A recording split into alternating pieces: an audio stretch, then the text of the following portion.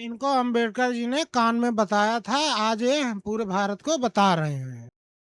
तुम्हारे ताऊ ने स्कूल कॉलेज बनवा के रखा है, तुम्हारे बच्चे वहां जाके पढ़ेंगे। अम्मा, आरक्षण नहीं था आज के 76 साल पहले। हेलो दोस्तों, स्वागत है आप सभी का एक और धमाकेदार वीडियो में। आज हम बात करने वाले हैं रिजर्वेशन हटाओ योजना। योजना नहीं, इसे आप कह सकते हैं एक मुहिम चला रखे हैं, मूवमेंट, उस पे हम बात करने वाले हैं। तो चलिए दोस्तों, हम वीडियो शुरू करते हैं।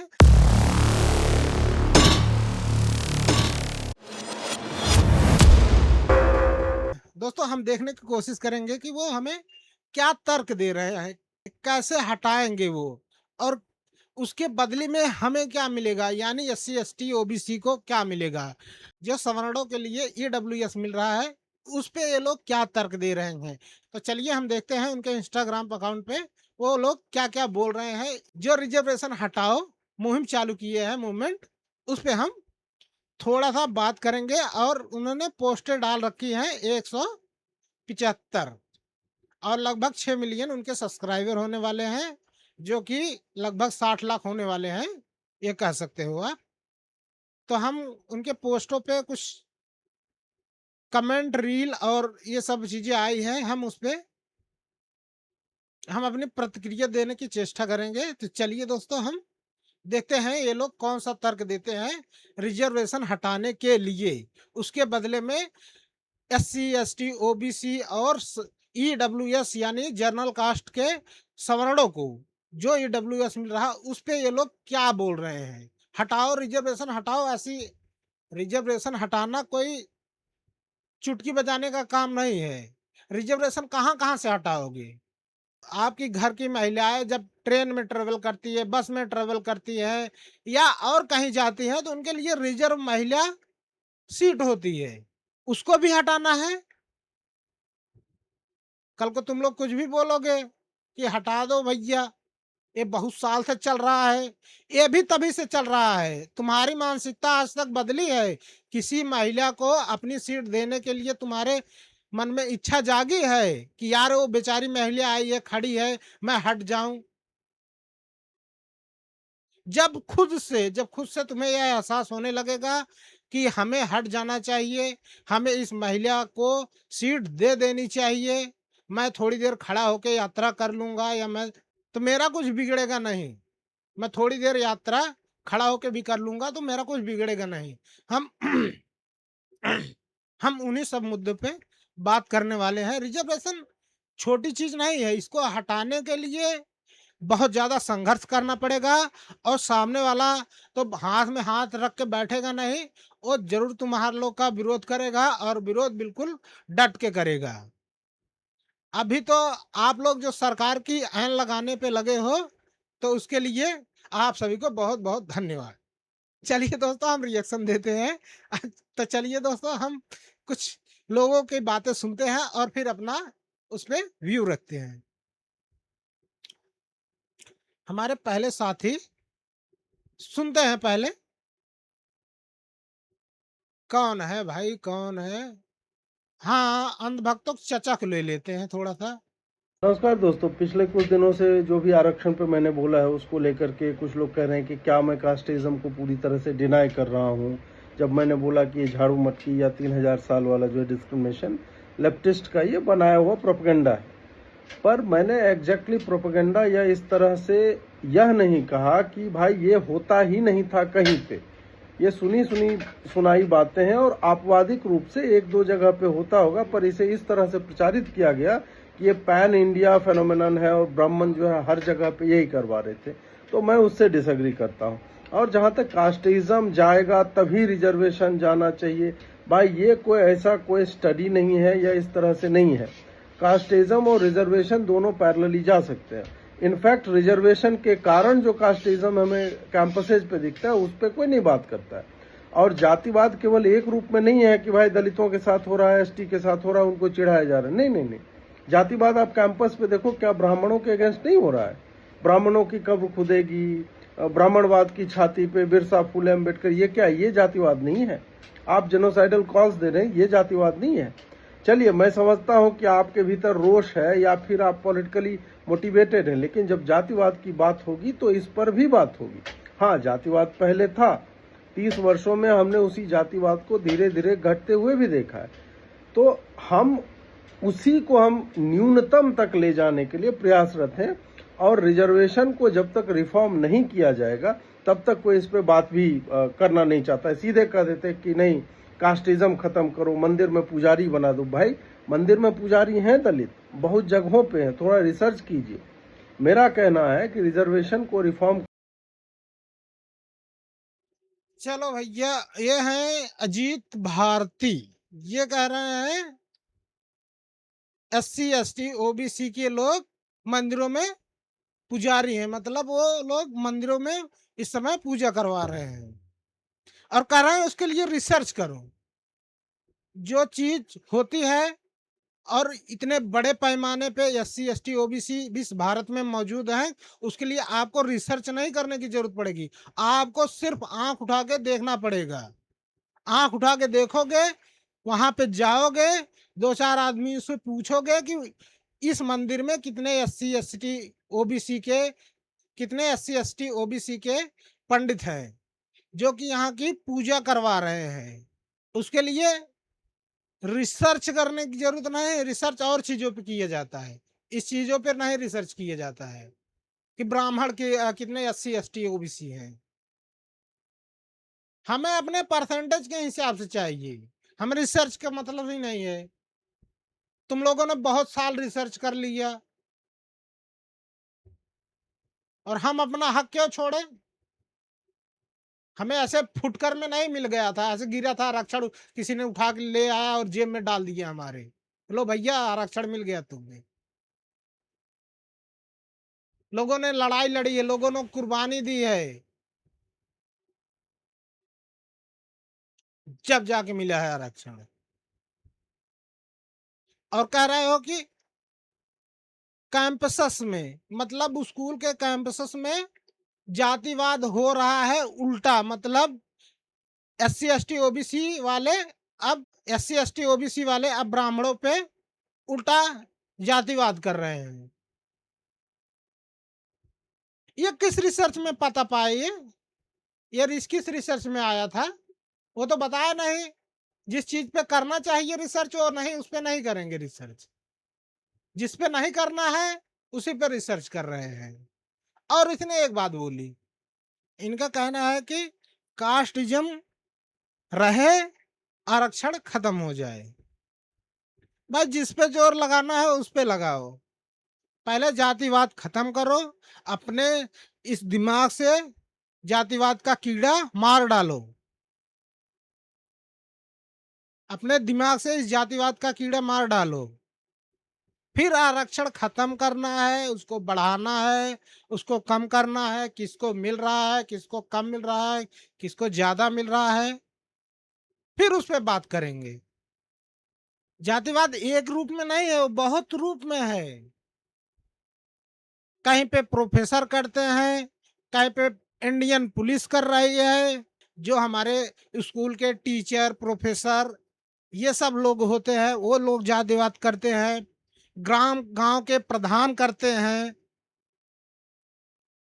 हर कोई नहीं कर रहा है, लेकिन वो करते हैं, वो आपको पता नहीं चलेगा।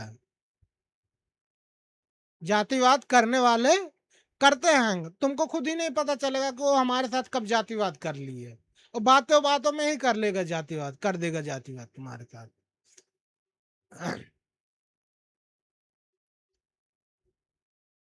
आइए अब इनको छोड़ते हैं, इनका तो हो गया काफी लंबा। కాక్రోచ్ జనతా పార్టీ తర్వాత మార్కెట్లో ఇంకో కొత్త పార్టీ వచ్చేసింది, రిజర్వేషన్ హటావ్ ఆందోళన్ అని.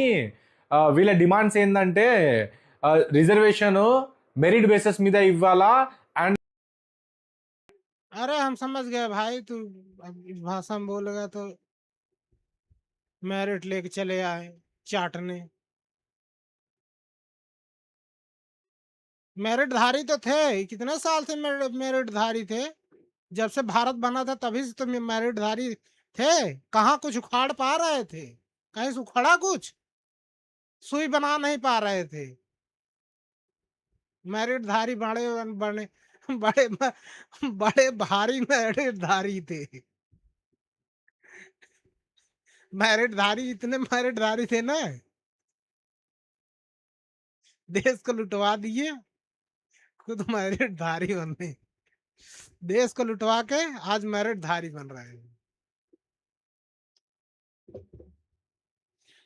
ये लोग चाहते हैं बस अपना सब कुछ रहे, मतलब जितना फूल फुलाए सब महादेव को चढ़े, बाकी और देवताओं को कुछ न चढ़े। इन सब का कहना बस यही है।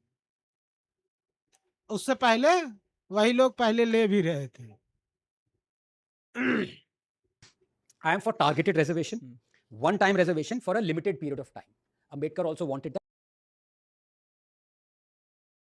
लेकिन मेरा यह है कि लिमिटेड पीरियड ऑफ टाइम में टारगेट करके रिजर्वेशन दो। एक किसी फैमिली में रिजर्वेशन गया तो बस वो खत्म करो फिर उसको।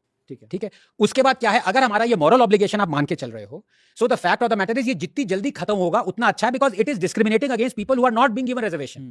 There is no such thing as positive discrimination here. अगर अपर जो जनरल कैटेगरी उनको रिजर्वेशन मिल रहा है, उनके अगेंस्ट डिस्क्रिमिनेशन हो रहा है, मेरिट फॉलो नहीं हो रही, ये फैक्ट है। आप इसको जितना भी क्लोथ कर दो ना कि खुशी खुशी कर दो, नहीं नहीं भाई प्रिविलेज है, नहीं, that's bullshit. They are being discriminated against, ये मान लो। तो जितनी जल्दी वो खत्म हो उतना अच्छा है। अब आप ये देखें, only 2% jobs are government jobs. तो ये जो प्राइवेट सेक्टर का जॉब है उनका भी ये दायित्व बनता है कि आप भी इसको जितनी जल्दी हो सके खत्म करें। ठीक है। अब आपको वो जल्दी से जल्दी खत्म करना है, लेकिन मेरा ये कॉर्नरस्टोन रहा है इकोनॉमिक थिंकिंग पे कि the bedrock of progress is choice. You give a choice. अब जैसे मैंने आपको बिट्स और आईटी का दिया, बिट्स को ये चॉइस दी गई थी, उन्होंने मना कर दिया यार। They don't have, bits doesn't have reservation. ऐसे बहुत सारे स्कूल्स हैं जिनको गवर्नमेंट चॉइस देती है कि हम आपको ये इंसेंटिव देंगे, लैंड सब्सिडाइज करेंगे या आपको टैक्स बेनिफिट देंगे, आप ये 10% रिजर्वेशन रखिए, विमेन के लिए रखिए, ईडब्ल्यू। बहुत सारे ले लेते हैं, बहुत सारे नहीं लेते, that's a choice. So I wanted that reservation provided there was a choice given to people. अगर आप चॉइस नहीं दे रहे हो तो वो ड्रैकोनियन है। I am for targeted reservation, one time reservation for a limited period of time. इन कह रहे हैं इनको अंबेडकर जी ने कान में बताया था, आज ये पूरे भारत को बता रहे हैं, बाकी किसी ने आज तक नहीं बोला।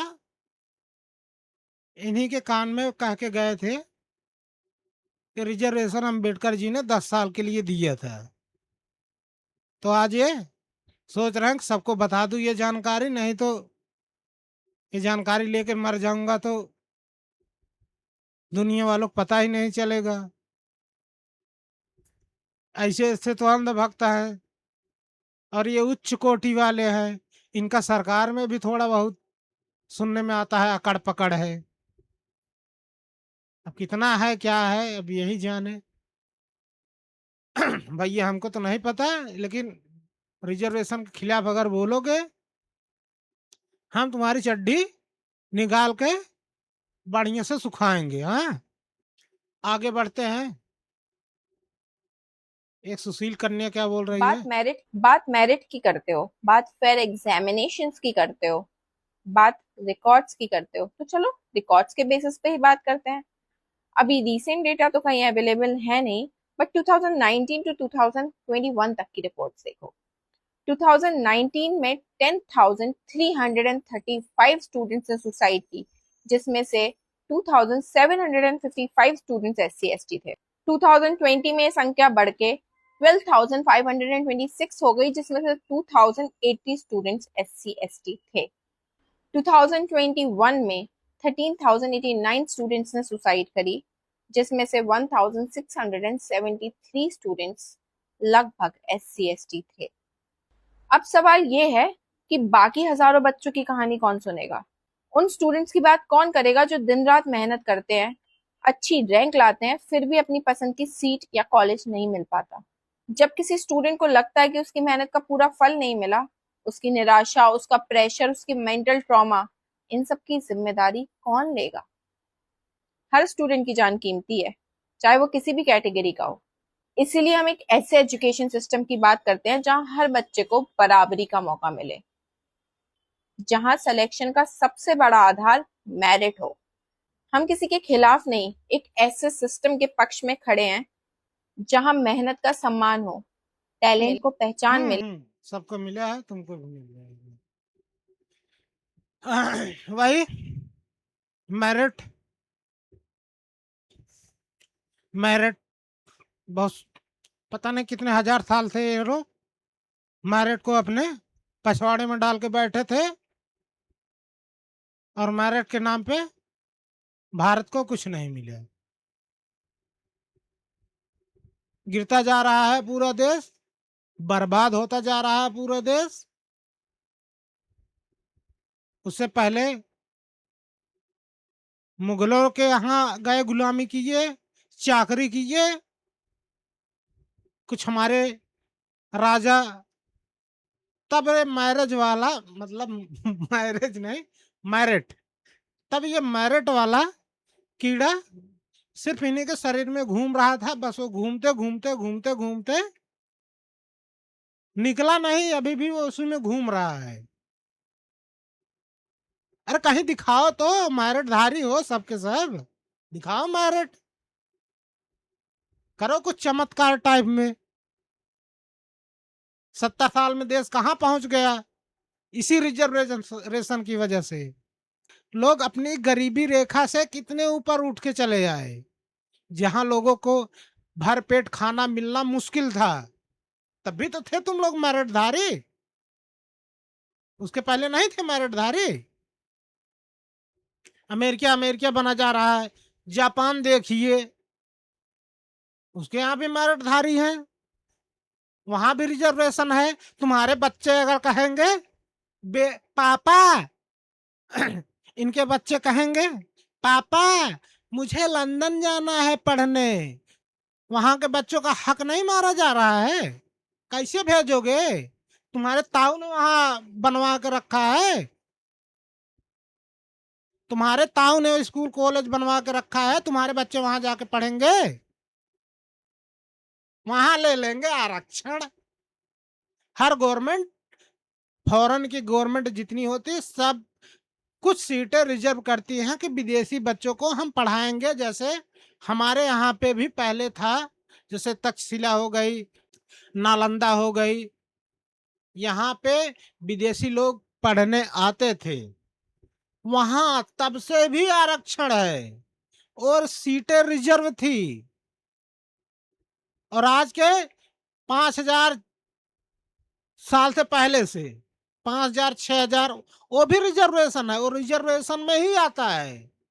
किसी सीट को अगर किसी के लिए आरक्षित कर दिया जाता है, किसी के लिए बचा के रख लिया जाता है, वो व्यक्ति आएगा वही बैठेगा, तो भी वो आरक्षण ही होता है।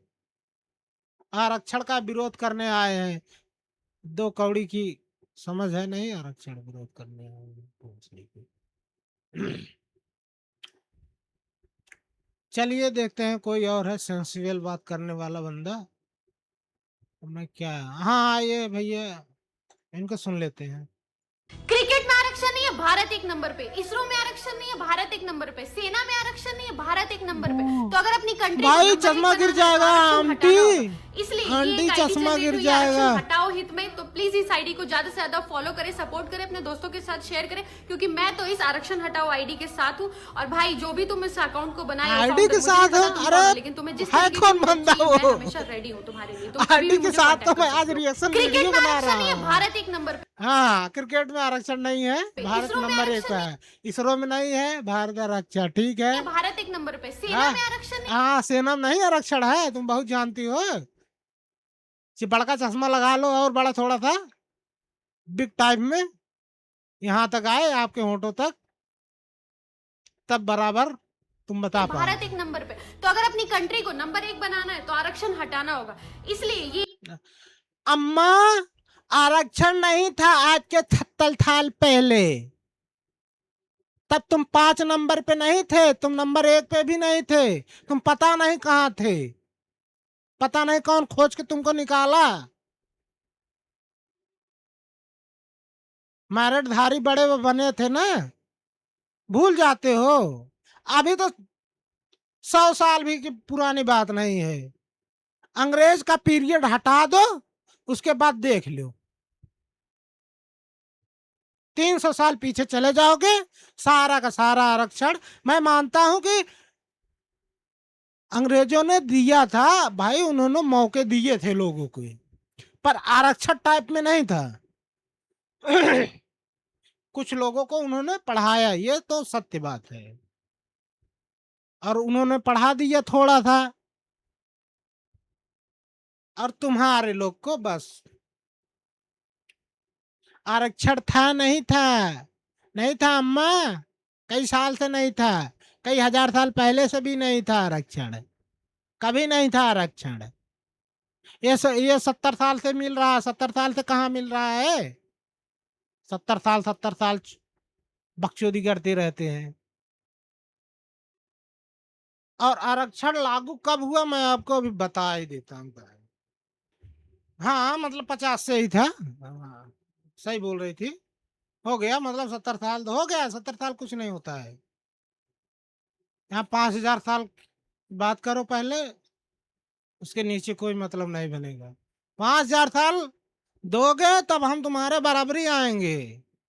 उसके बाद 5000 साल हमें आगे जाने के लिए चाहिए, 10,000 साल चाहिए हमें।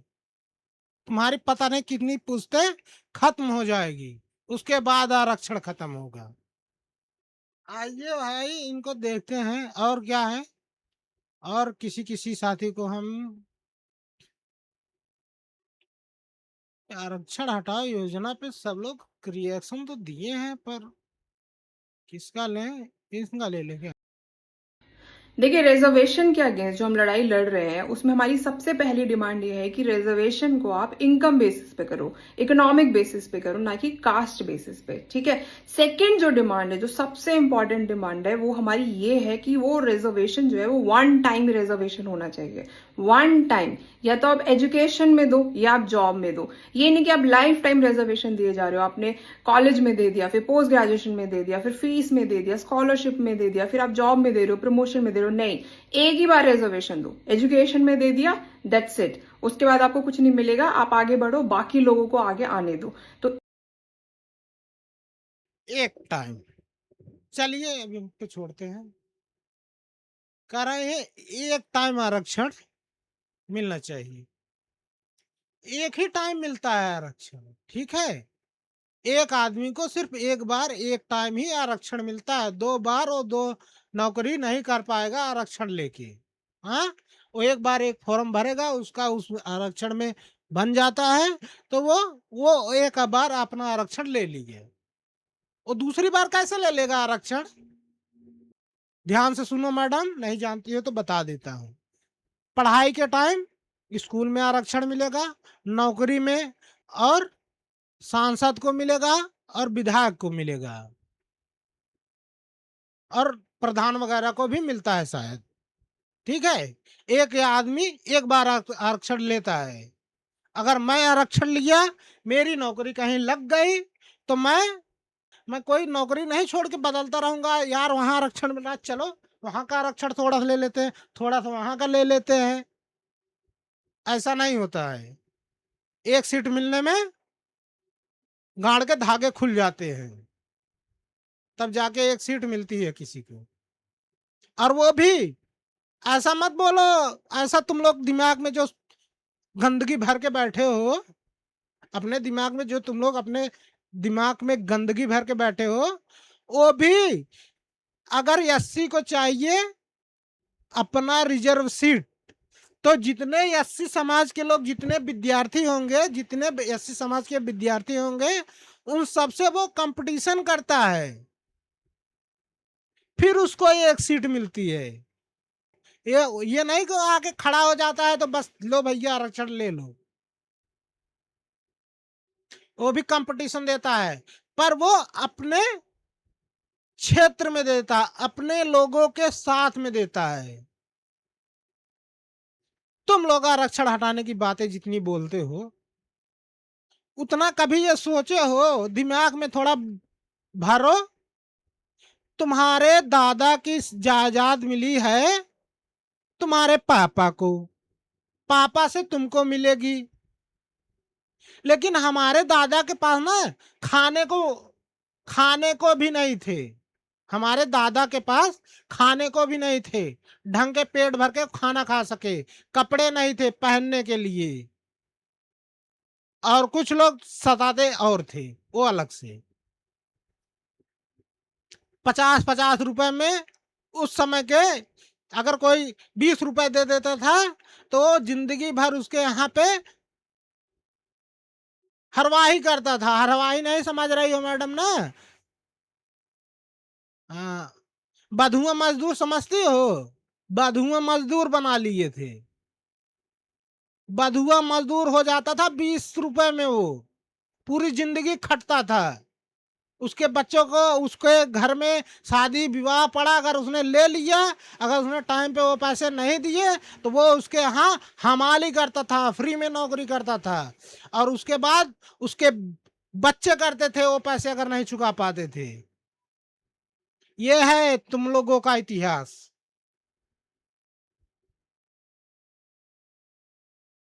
हमारे परिवार के लोग ऐसे उठे हैं, इन परिस्थितियों से आगे आए हैं, और तुम मुंह उठा के चले आओ आरक्षण छोड़ दो, हम कह रहे हैं, हम निवेदन कर रहे हैं। तुम कहाँ नहीं छोड़ देते? अपने बाप की सारी जायदाद छोड़ दो, अपने बाप की सारी जायदाद छोड़ दो, बाप से बोलो दादा की छोड़ दे, आइए कंपटीशन करिए, अपने बाप से बोलो अपने दादा की सारी जायदाद छोड़ दे, नौकरी करे, नौकरी कमा के तुमको पढ़ाए लिखाए और फिर करवाए।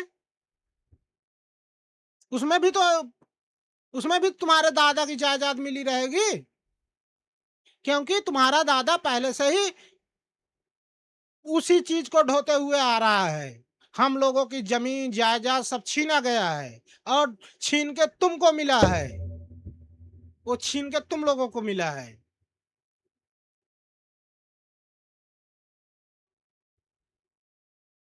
छोड़ दीजिए अपने दादा की जायदाद छोड़ दीजिए, अपने बाप की जायदाद छोड़ दीजिए, कमाइए, लिखवा लीजिए गवर्नमेंट स्कूल में नाम, करिए पढ़ाई, आइए कंपटीशन दीजिए, पता चल जाएगा। आरक्षण हटा दो, हटाओ, देखते हैं कैसे हटाते हैं तुम लोग आरक्षण। सरकार का लठ भी तैयार है, सारा गुस्सा निकलेगा, ये सीजेपी का भी गुस्सा निकालेगी सरकार तुम पे, टेंशन मत लो। आओ तो सड़क पे, आओ तो सड़क पे।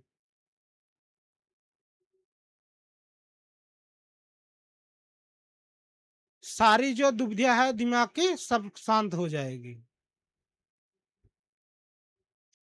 तो चलिए दोस्तों, आप सबको कैसा लगा ये वीडियो कमेंट करके जरूर बताइएगा। फिर से हम मिलेंगे किसी और टॉपिक पे बात करते हुए।